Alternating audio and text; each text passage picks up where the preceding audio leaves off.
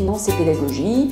C'est une association que je dirige depuis plus de 10 ans et c'est une association à but non lucratif et qui a aujourd'hui une vraie expertise en matière d'éducation financière. Et ceci d'ailleurs a été validé en 2011 avec un agrément du ministère de l'Éducation nationale au titre des associations éducatives complémentaires de l'enseignement public.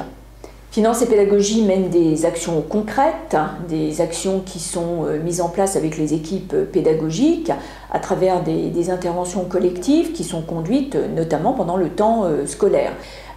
Ceci se fait à travers des programmes qui mettent les jeunes dans des situations proches de la réalité. Par exemple, on a mis en place un club d'investissement fictif.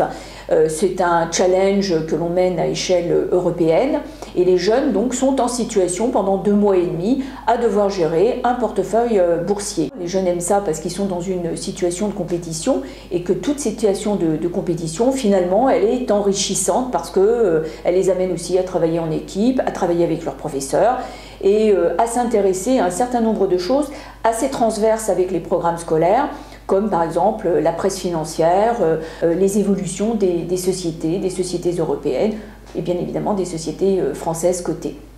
Donc à travers cela, on réalise aussi bien sûr des kits pédagogiques, des supports pédagogiques.